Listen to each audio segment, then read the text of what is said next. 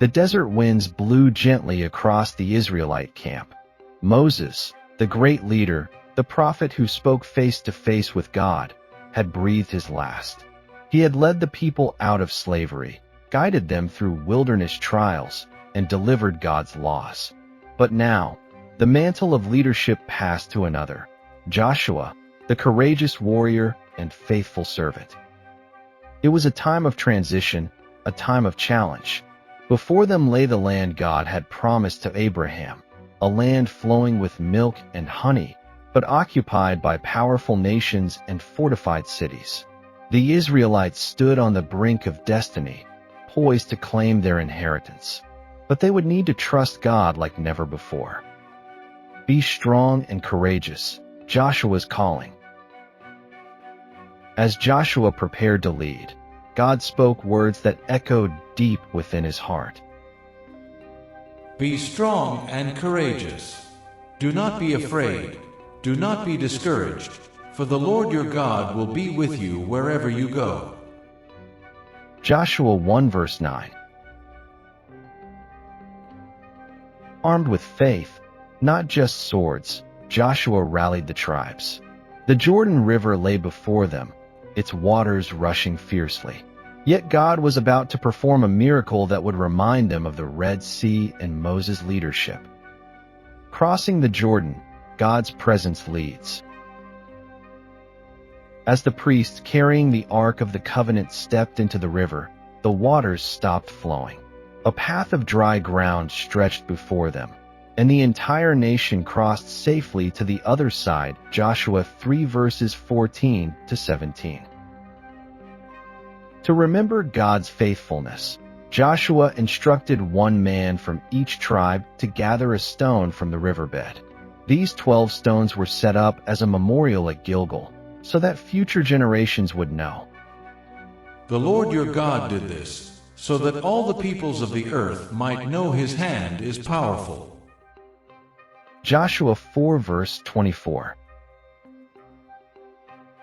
The fall of Jericho, obedience brings victory. Their first obstacle loomed. Jericho, a city with towering walls, impenetrable and intimidating. But God's strategy was unlike any military plan. For 6 days, the Israelites marched silently around the city, priests blowing trumpets but saying nothing. On the 7th day, after 7 circuits, Joshua commanded, "Shout, for the Lord has given you the city." Joshua 6 verse 16. With a mighty cry, the walls crumbled. Jericho fell, not by force, but by faith and obedience. The victory belonged to God alone. Battles and conquests, the land possessed. City after city fell as Joshua led Israel through Canaan. Yet victories were never won by numbers or strength, but by trusting in the God who fought for them. The sun stood still over Gibeon when Joshua prayed for extended daylight. Joshua 10 verses 12 to 14, a miracle proclaiming that nothing was impossible for God. By the end of his life, Joshua had secured the land and divided it among the 12 tribes. But before he departed, he delivered a heartfelt charge. "Choose for yourselves this day whom you will serve. But as for me and my house, we will serve the Lord." Joshua 24 verse 15. The era of the judges, a cycle of sin and deliverance. After Joshua's death, Israel entered a new era, a time without kings, where leaders rose sporadically to guide the people. This period became known as the time of the judges. But rather than remaining faithful, Israel spiraled into a tragic pattern. Sin, they turned to idols and abandoned God. Oppression, enemies invaded and ruled over them.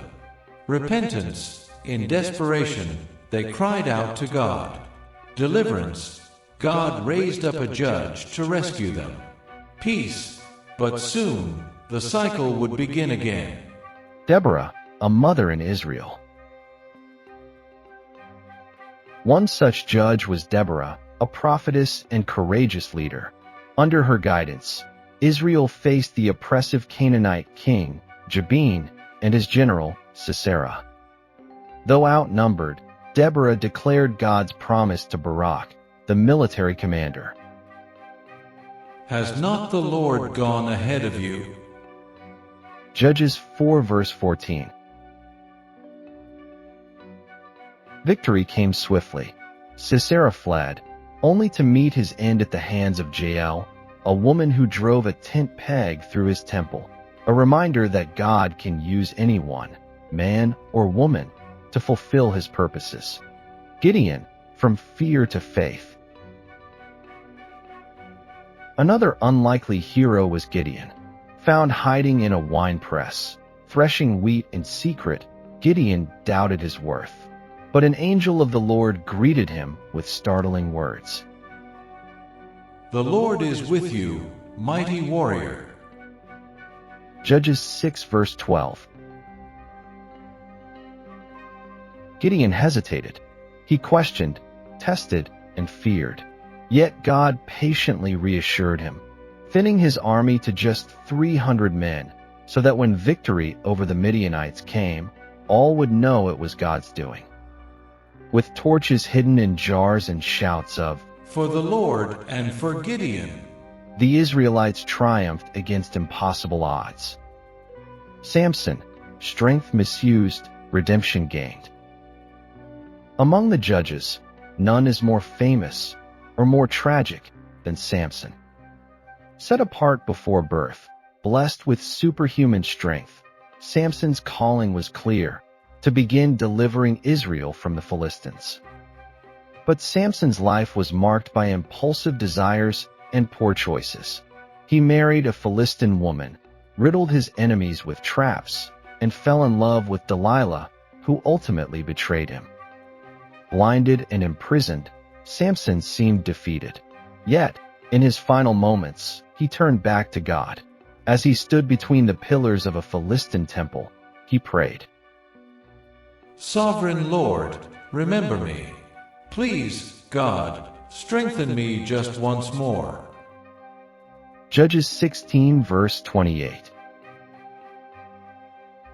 With renewed strength, Samson pushed the pillars, collapsing the temple and sacrificing himself, taking down thousands of Philistines with him. Even in failure, God's redemptive power shone through. A dark time, everyone did what was right in their own eyes. The book of Judges closes with a somber refrain. In those days Israel had no king. Everyone did what was right in their own eyes. Judges 21 verse 25. Without leadership and clear vision, the nation wandered. Violence, immorality, and chaos reigned. Yet even in this darkness, hope lingered. God remained faithful, working behind the scenes to prepare for something greater, a king after his own heart, and ultimately, the arrival of the true deliverer. God's unending patience. The story of Joshua and the judges reveals the human heart's tendency to forget, to stray, to falter. Yet woven through these accounts is a persistent theme. God's mercy never runs out. He parts waters, brings down walls, and raises up unlikely heroes, not because of their strength, but because of his love. The Israelites' journey reminds us of our own.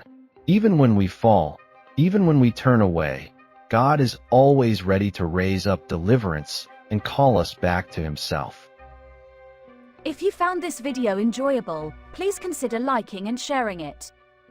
Additionally, subscribing to this channel will ensure that you receive more updates in the future. Thank you.